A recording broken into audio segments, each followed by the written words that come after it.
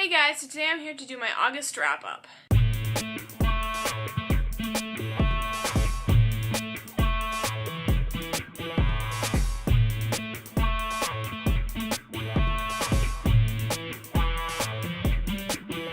August was a really good reading month. I read 11 books, which is not as many as I have been reading, but I did hit two kind of mini, I don't know if you'd call them reading slumps, in the middle of the month, so it kind of put me back, but I'm really pleased overall, and plus I just started school a few days ago, so let's just go ahead and get to the wrap-up. First book that I read in August was The Murder Complex by Lindsay Cummings. This book is set in a world where the murder rate is higher than the birth rate, and we follow our main characters, Meadow, who is a teenage girl who is trying to protect her family, and Zephyr, who is a ward of the state.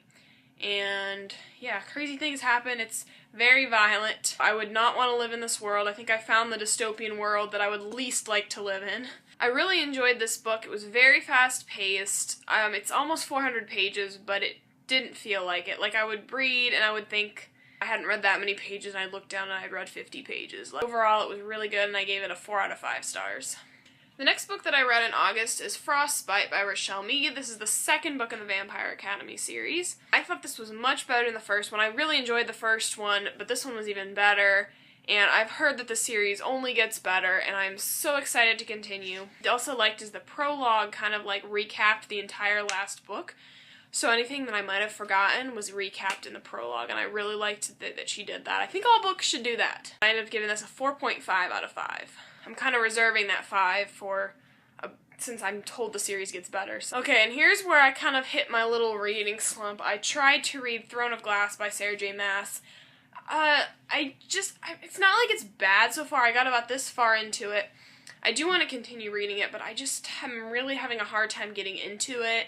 I think it might partially be because it's in third person, and third person I sometimes find is hard to get into. I will be trying to finish this in September and hopefully be able to talk about it in my September wrap-up.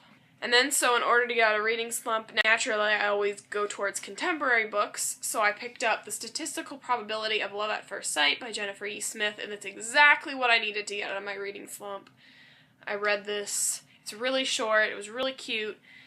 This book follows a girl, Hadley, and she has to fly to London for her dad's wedding. Her dad's marrying a woman she's never met, and she doesn't want to do it, but she meets this cute guy at the airport, and then they end up sitting next to each other on the plane. They kind of go their separate ways, but of course, naturally, they're gonna, meet up again. I gave it a 5 out of 5 stars.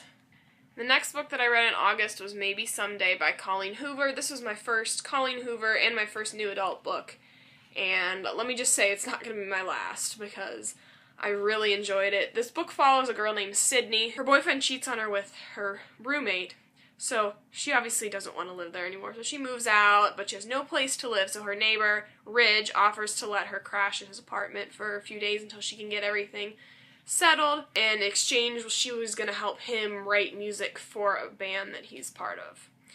I'm not going to give too much else away because I feel like this is a good book to go into blind. It has a soundtrack with it that you can get on iTunes or you can listen to it online. And I got to listen to the soundtrack with the book, and I thought that was a really, really neat idea. I really enjoyed this, and I give it a 4.5 out of 5 stars. The next book that I read was one of my most anticipated books of this year, and that is Unhappily Ever After by Stephanie Perkins. This is the third book in the Anne and the French Kiss trilogy of companion novels.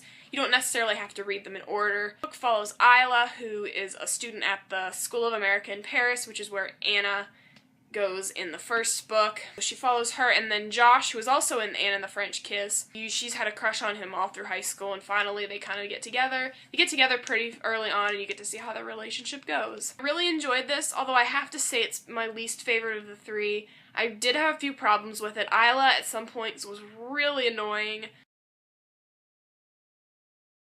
I didn't love her character. I did love the cameos at the end. And I really want to go to Paris so bad, which hopefully I will soon. Love the setting. I love Stephanie Perkins' writing. It's just great. But anyway, I did end up giving this a 4 out of 5 stars. The next book that I read was 20 Boy Summer by Sarah Ackler. This book follows a girl named Anna. She's best friends with a girl named Frankie, and they go on vacation to Frankie's, house, and she wants to find a boy every day of the summer, 20 Boy Summer, and hope that they can have like a summer fling. What Anna does not tell Frankie is the fact that she did have a little summer romance last summer with Frankie's brother Matt, and then he passed away in a car crash. Really, I enjoyed this book a lot. I had a few problems with it. I didn't really like the characters that much, but I did enjoy it, and it was super quick to read, and I gave it a 3.5 out of 5 stars. The next book that I read is Out of the Easy by Ruta Sepetys. This book follows a girl named Josie. She lives in New Orleans, and she kind of has a really hard life, so she wants to get out, and so basically it's just her, she wants to go to college, and her struggles of being from New Orleans and being in the poor section. It's really good. It's by the same author that wrote Between Shades of Grey, which I loved. It was one of my favorite books of last year. This one was not nearly as good, I didn't think. I was kind of disappointed by it because I had super high expectations going into it. But it was still good. It wasn't like it was bad. It was a super slow read, and I read it during a readathon, which was probably not a good move, and it took me a little while to get through, but I enjoyed it, and I gave it a 4 out of 5 stars. The next book that I read was Obsidian by Jennifer L. Armentrout. This was my first Jennifer L. Armentrout book, and I really, really loved this book. I wouldn't say it's like the best written book ever, but it was so much fun. It follows a girl named Katie, who's a book blogger, which I loved, by the way, and she moves to this small town in West Virginia, meets her next door neighbor, who's this really hot guy named Damon, but he's kind of a jerk, too. But Damon is not all what you see. Turns out he's an alien. It was really highly enjoyable. I liked that it was set in West Virginia because it's kind of the area of the country I live in. I live like super close to West Virginia. I could like kind of relate to a lot of the things she was talking about, like football being like a religion, which, yeah.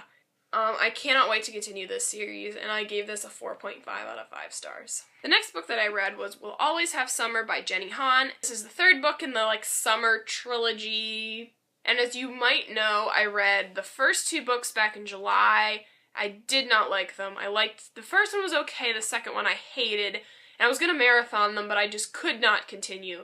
But finally, I just decided to pick this up because it was the end of summer, and I wanted to read it before summer was over.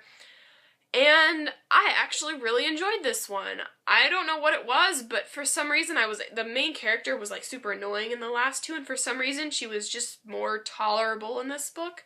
I went into it with like 0 expectations. I was thinking I was going to hate it, but I enjoyed it and I gave it a 4 out of 5 stars. And then here's when I hit my second kind of mini reading slump. I started reading Perfect Ruin by Lauren DeStefano. You can see the camera in there. It's not like it's bad. I was actually really enjoying it, but I think I wasn't really in the mood for a dystopian. I got about that far into it, but I want to finish this in September, so hopefully I'll talk more about this in my September wrap-up. And so in order to get out of that reading slump, I obviously picked another contemporary, because that's what always gets me out of slumps. I read The Distance Between Us by Casey West. I've read The Pivot Point duology by her, and I enjoyed it, so thought I would try this. This book follows a girl named Camden, I can't remember. She and her mother are really poor, and they live in this like rich area. They own a doll store, and this really rich guy comes into the doll store one day, and they kind of start hanging out, but she doesn't want to tell her mom because she knows her mom wouldn't approve.